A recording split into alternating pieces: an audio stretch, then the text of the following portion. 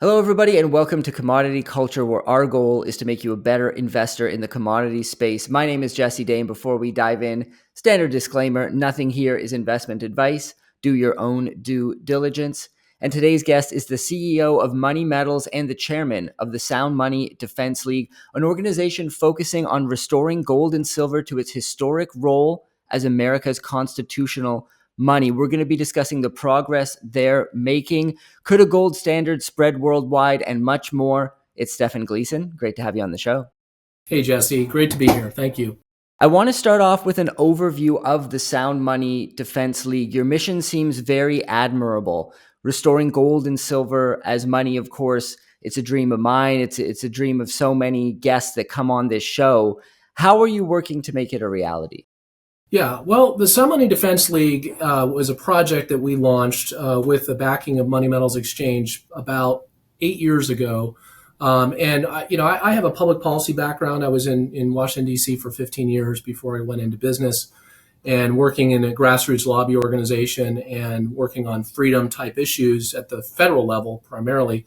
I looked at the state of play, with respect to sound money and saw that there really wasn't anyone kind of organizing and providing grassroots and other leadership around the sound money issue. And yet, of course, in the last 15 years, been so many occurrences that have pointed up the need for sound money, the problems with the fiat money system, the Keynesian economic system we have. Gold and silver has become, much more popular. That continues.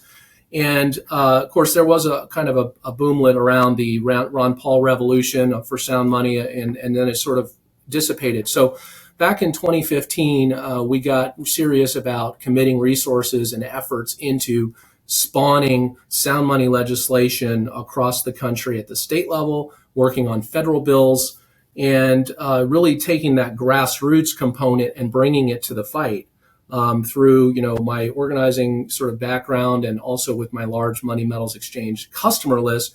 We have, lots of people that care deeply about sound money. They're taking action in their own personal lives by buying gold and silver. And we wanted to give them an opportunity to help us persuade politicians to pass bills at the state level or the federal level that promote and expand sound money principles. We also are working in education, like educating the public with content. We have a scholarship program where we have about 100 students every year who apply for college, tuition scholarships based on their, providing sound money essays and other information in response to prompts and questions. We had a lot of AI written essays this time around. It was very interesting. It was a little discouraging, actually. So we were able to weed those out. But so anyway, we're trying to promote sound money policies at the state and federal level, mostly through legislation. Great. Well, you have something called the Sound Money Index, which the Sound Money Defense League created. Talk to us about that.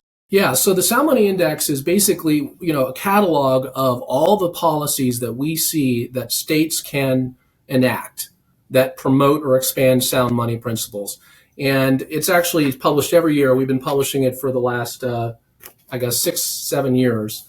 And it basically goes down the list. There's about 14 policies that we've identified. We've added a couple over the years from the original group, but we've identified that basically would be what a state can and should do on sound money. About half of it deals with taxation, whether there's a sales tax on the purchase of precious metals, whether there's income tax on the sale of precious metals. And that's fundamentally important because, if we're going to remonetize gold and silver, we have to remove that friction around the buying and selling and spending of it. It's not an investment, it's a money. And when it's taxed on both sides, it's a significant impediment to remonetizing or using or even acquiring gold and silver. So about half of the scoring of the Sound Money Index awards points to states on whether or not they have a sales tax exemption or an income tax exemption. But then there's other aspects like whether a state has acknowledged that gold and silver is money as prescribed by Article 1, Section 10 of the U.S. Constitution, whether a state has specific enforcement of gold clause contracts, which are arrangements between individuals that are denominated in gold. Used to be a common thing. It's kind of coming back as an idea, a way of making a long-term contract with somebody that's not denominated in a currency that's being devalued dramatically, that kind of screws over one side of the contract. An alternative to that would be to have a long-term contract in a stable money like gold or silver, and then have courts enforce that, without allowing a substitution of Federal Reserve notes, for example. Whether a state has a depository system, or either to allow or regulate, or permit depositories to operate, or even a state-sponsored depository like they have in Texas. There's points awarded for laws around that. Whether a state owns gold or silver in its reserves or in its pension fund, to protect the taxpayers and protect the pensioners. So that's something we score. We also look at whether a state has precious metals dealer and investor harassment laws on the books. And so there's some things that states have done, for example, requiring if you sell gold to a local dealer, you have to provide your ID. You can only be paid electronically. No cash is illegal. You have to be over 18. There's some really, really crazy laws out there in some of these states, kind of restricting dealers and investors in their conduct in a precious metals transaction, forcing dealers to hold on to gold for 14 days. If they receive it from the public, they can't sell it, stuff like that. And then more recently, there's been interest in creating like a specie legal tender payment system at the state level. We got a model bill that we provide a couple states that are considering this idea. So there are 100 points awarded. The top of the so it's failing grade, but it's of the bunch. And the worst states. Well, I'll mention the top 5: Wyoming, South Dakota, Alaska, New Hampshire, and Arkansas are the top 5 on the sound. And the bottom 5 are California, Minnesota, Maine, New Jersey, and Vermont. And so they pretty much have across the board. So this is a tool that we've been using to sort of prompt state legislators kind of competitively between to try to improve their score. And this, along with everything else, we've seen really an explosion in interest in sound money legislation, at least at the state level, probably over the last 5 years. So it's very encouraging, and it's just part of the toolkit. Yeah, very fascinating. Give us some details on the progress you've made in the United States so far, and any milestones you think people should be watching out for here in 2024 from the Sound Money Defense League. Right. So the last few years, we've seen an acceleration in bills being introduced, and we've seen an acceleration in the success of passing bills. Last year, in fact, we were involved in 5 bills that passed at the state level. Specifically in Oregon, they got rid of the commercial activity tax. Mississippi finally enacted, after several years of efforts and grassroots involvement, and it enacted a sales tax exemption. Tennessee enacted a bill that said the state treasurer can and should hold a certain amount of gold in reserve for the taxpayers. Arkansas passed a bill ending the income tax, and as well as acknowledging gold and silver as legal tender in the state. And Florida actually repealed one of those dealer harassment laws that we just mentioned, or I just mentioned. So, the biggest successes we've been having have been on the sales tax front. About 10 years ago, there were about 32 states that exempted gold and silver purchases from the sales tax. Right now, it's 43. So there's 7 states left. Every single one of them is surrounded by states that have an exemption. So they're on an island. They're losing business. People are leaving the state to buy gold and silver. They're losing conventions. So all these arguments we've been making have becoming stronger and stronger. In addition to the recent inflation, that's also been a nice tailwind to our efforts, because of course you want to do things to help people hedge against inflation, and taking away the sales tax on gold and silver purchases is one easy way of doing that. It's also double taxation. You're taxing it, on the front end, you're taxing it on the back end. There's a lot of great arguments, and these have been resonating, and that's really been kind of the number one area of success. The second kind of area is income tax, and there's now 11 states that don't have income tax on gold and silver. This year, there's 8 states that have already proposed bills to end the income tax on gold and silver sales. So, we're kind of moving from the sales tax battle, which isn't won yet, but it's getting close, and we're seeing kind of an acceleration of passing these. And then we're moving to the income tax front and moving to the gold reserves, state gold reserves front. So I think this year there's the potential of several new sales tax exemptions. Wisconsin, Kentucky, New Jersey, Hawaii, and Vermont, as well as a local sales tax exemption in Alaska. All of those bills are under consideration. We have very high hopes for Kentucky and Wisconsin. We actually passed New Jersey through both chambers unanimously. The governor vetoed it 2 weeks ago as part of kind of an end of session vetoing that he was doing. The bill's back. We're hopeful. That's a very strong, kind of left-wing Democrat state, and yet this issue has support, at least among the legislature. So, we're working away. It's becoming kind of overwhelming, frankly, the number of bills. There's so many bills popping up, many of which we didn't draft or weren't involved in initially, but then are asked to be involved. So there's a lot of opportunities to engage on this right now at the state level. It's pretty exciting. Yeah, that does sound exciting. And you're obviously focused on the US, which makes sense because otherwise you'd be spreading yourself too thin. But what actions do you think it would take to bring about a gold standard worldwide? Well, I think it's going to be kind of part of a breakdown or a crisis that leads to that. It's not going to be done proactively, and maybe there'll be an opportunity. Some country will see the opportunity and be one of the first to remonetize gold, officially in their country. But I think that we're doing our part as a nation to kind of bully the world into thinking about these things. I mean, for example, we weaponized the SWIFT system for the first time ever. We didn't even do that in the Cold War against Russia or the Soviet Union. But a year ago, we locked them out. We told them their gold bars are not permitted in the West. They won't be accepted. We're just pushing them into creating their own system.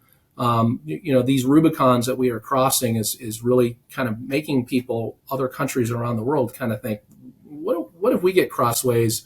We need to think about how we get out of this system. And so I think we're doing our part to kind of encourage the world to go in that direction. I think it's going to be difficult. I think one of my theories is that eventually in a crisis, the central banks, or really the central bank of the central banks, the International Monetary Fund, probably during a crisis will look at adding gold to the strategic drawing rights or special drawing rights system as a way of trying to shore things up and kind of create the sort of super currency. I think that's the kind of thing we're going to see kind of at the formal level internationally. But I think it's important to think, people, they don't have to have despair about the situation. Any one person can go on their own gold standard. We don't need the government to do it. We can do it privately. We can make our own arrangements privately. Obviously, for the whole system, we've got a problem, but that doesn't mean that we can't protect ourselves. And so, I don't really look to governments for the solution here. I look to the free market, and I look to the people. And do you see blockchain technology playing a role in the process of restoring gold as sound money? We've also seen projects such as the gold backs, which are bills with a very small amount of gold equal to their face value. Different people have different opinions on this. I've spoken to Peter Schiff. He thinks that blockchain technology will be involved. Alistair McLeod, on the other hand, says blockchain is rubbish and that it's not necessary. So I'm just wondering what your thoughts are there and on the methods you see being used ultimately. Yeah, I don't think it's necessary, and I do think it will play a role. But I can tell you that there's been, projects for the last 10 or 15 years trying to create a crypto backed by gold, and none of them are really succeeding. And I think, you don't need that to have gold and to transact in gold. But the bigger problem is that there really isn't the business case right now. And that doesn't mean that there won't be, but the idea that you've heard of Gresham's law, which is that the bad money in circulation pushes the good money out. So that's happened in our system. The bad money, the Federal Reserve note, all of the fiat money, bad money, has pushed out gold and silver into private hoards to no longer be used as a transactional currency, but really as a form of savings. And so these projects that want to re-enable gold and silver to be spent easily isn't there isn't the business case for that. I'm going to spend my Federal Reserve notes until nobody accepts them anymore. I'm not going to spend my gold, unless I have to, or, I'm not even wanting to sell my gold. Obviously, that's kind of the same thing. When you're spending, you're selling it. And then, of course, there's also taxation involved in the selling federally and in many states. And so why, spend it when I can spend Federal Reserve notes? So I think, while these are admirable projects, and I believe in free markets for all these things, and I think there's a business, there's utility of crypto, but I don't think there's a business case right now. That doesn't mean there won't be someday, say in a total breakdown. But then in a total breakdown, are you going to want to be fumbling around with, a crypto-backed gold token, or are you going to want, something more real in your possession or control? So I think that, and the gold back is interesting. I'll mention that. We sell the gold back at moneymetals.com. We're one of the biggest sellers of it. We love it, for what it is. And what it is a fractional form of gold that's useful in the sense that, you can't have a 1,000-ounce 1,000th of 1 ounce gold coin. Impossible. Now, silver kind of plays that role as the smaller fractional money, and so that's really what that's for. But in terms of being a product that doesn't exist, very fractionalized gold produced relatively efficiently, the premium is, given what the technology and the amount of gold and the size of it, the premium is actually quite low. But would I put a whole bunch of my own money in that? Huge amount of my money, like savings or whatever? I wouldn't. It's more of a little bit of a novelty, but also I like it in the sense that it is a good messaging tool. So we've been brainwashed into thinking that the Federal Reserve note is money. Everybody, oh, money, yeah, that's the paper thing that folds, that put in your wallet. So then all of a sudden you get a gold back, and you're able to sort of, it clicks for people that, wait, this is money. This is like money because it's what I recognize as money, this flat thing that I put in my wallet, but it actually has the gold in it. Wow. So it's a sound money messaging tool. So I really like it for those two reasons. But, and I think it's, just like anything else, if people want to use it and it has utility and it grows in acceptance, great. That's what we want. We want more things out there. We want free markets. We want the market to choose, people to choose. But in terms of, the way to really invest in gold and silver is to buy efficiently, like bars and rounds, larger increments to the extent you can afford. And then, keep the fractional stuff kind of small in terms of your overall allocation. But anyway, that's a long way of answering both of your questions. But I think there's promise to all these things, but, their day has not come. A lot of useful insights there. I want to switch over to central bank digital currencies, obviously a hot topic. We see a lot of scary tales being propagated on social media that governments are going to be getting ready to release a central bank digital currency. Perhaps they're setting up a collapse of the system. Perhaps what's happening, for example, in the US with the debt-based system is no accident. These people aren't incompetent. They're in fact malicious. This is one theory out there. How much credence do you give to the possibility of a CBDC being issued? And how do you factor that into your efforts at the Sound Money Defense League? Yeah, I think there's a lot of credence to it. There's clearly pilot projects. China is kind of at the forefront of this, and we know that what kind of totalitarians they are.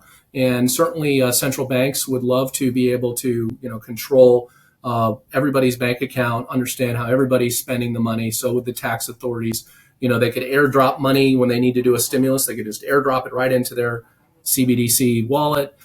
They could, shape their spending habits. They could, basically a mechanism of social control. So we know that this is something totalitarians are interested in. They're already doing it in other parts of the world. There's federal legislation Congressman Mooney has that we're helping with that, has some support, co-sponsors. It's called the No Pilot. It's the Pilot Prevention Act for CBDCs, basically to say no federal money will be spent on researching or preparing such a system. I know that President Trump or former President Trump has come out and said that he would support a ban on CBDCs. I think it's a real thing. I think it'll take a lot of time, but I think it's something to be concerned about. And at the state level, there are 3 bills right now already, or at least 3 states, I should say, that have taken or are taking action in their state to basically say we will not recognize a CBDC in our state under the Universal Commercial Code, or enforce it in state court as a valid payment. And so Florida did that via executive order. Governor DeSantis. Nebraska has a bill right now that also exempts the capital gains tax that we're working on that includes that component. North Carolina has passed through one house a bill that basically bans CBDC for any government sort of transaction in the state of North Carolina. So yeah, I think it's a real thing. I think we need to be worried about it. I think it'll take time, but definitely something that we want to focus on. And I want to touch on an article posted on Money Metals at the end of 2023, where you wrote about Congressman Alex Mooney requesting that the Federal Reserve inform the people if nations are repatriating gold from the U.S. Could you break that story down for us and explain why it's important that people are aware of it? Congressman Mooney, of course, he's been one of the leaders on the sound money issue since Ron Paul left Congress. He's has several bills: the Gold Standard Restoration Act, the Monetary Metals Tax Neutrality Act, which ends the federal income tax on gold and silver. Also, the Audit the Gold bill. Gold reserves haven't been audited since the 1950s, and at least in a full and credible manner. And so he's done other things, including projects where he asks bureaucracies tough questions. And frankly, that's been some of the most interesting stuff we've seen happen at the federal level, is some of the answers or non-answers that we get to some of these questions. So he recently reached out to the Fed and said, basically there is a concern, or at least there's been a rumor that that other central banks are again reclaiming some of the gold that they have stored in New York by the New York Fed. Now, the background, you may recall in 2013, the Bundesbank in Germany asked for the repatriation of about 300 tons of its gold that it had safeguarded to the Federal Reserve. And the initial answer was, it's going to take us 7 years to give you the gold back, which was kind of interesting. Everybody was sort of intrigued by that because it's supposed to be there in a segregated container. Why would it take 7 years? I mean, in my we own Money Metals Depository. We have about 10,000 storage customers. They're all in segregated containers. There's no reason for any delay in getting their gold back to them. It's sitting there. It's theirs. It's segregated. So why would it take 7 years? So that was very interesting. Ultimately, the Federal Reserve returned it in 3 years, but still, it's unacceptable. Made you think that maybe they had to go round it up, or maybe been leased out, or part of some sort of financial alchemy, which is a concern. So Mooney wrote to the Federal Reserve, said, we want to know if there have been recent requests by any central bank to return the gold and silver, or gold, I should say, that's in the Fed's care. We haven't gotten an answer yet. I know that Mooney's office just followed up with the Fed this week, and they were told the Fed has a big backlog of requests. I'm sure this isn't a high priority to put it out there that, oh yeah, there are other countries who are concerned about having all their gold in the clutches of the U.S. government and the Federal Reserve. So we'll see what kind of answer we get. He also asked whether the Fed's comment and the Treasury's comment that they did not intervene in the foreign exchange markets between July and September 2023. He was asking, does that also apply to whether or not you intervene in the gold market? Because they always play this little game. Oh yeah, they apparently they're willing to admit intervention in every market except for the gold market. So it's hard to believe they're not. They don't publicly disclose it, but I guess as an old Federal Reserve member said, the last duty of a central banker is to tell the truth. It's not the first duty; it's the last. So we'll see what kind of answers he's going to get. Yeah, absolutely. I like that quote. And on that note, happy to end it there. Thank you so much for joining us, Stefan. For those who want to learn more about both the Sound Money Defense League and Money Metals, where's the best place to go online? Yeah, go to soundmoneydefense.org. That's the Sound Money Defense League website. There's an email sign up there. Also, if you go to moneymetals.com and get on the email list there, you will be alerted to the state legislative battles that are going on. And we send out literally millions of emails every year, when we have, state legislation going on, to let people know that they can take action. Here's the bill. Here's who to contact in your state legislature. And those efforts, frankly, are the reason, mostly the reason, if not entirely the reason, that we've had the success at the state level. The grassroots has been very effective. And so people can participate if they get on the Money Metals list. We'll have your zip code, we'll know which state you're in, and we can alert you about all these upcoming bills. So I would encourage people to go to moneymetals.com to get on the list there. Great. Well, I'll put a link in the description below. Thank you once again for coming on the show, Stefan, and sharing all your knowledge with the audience.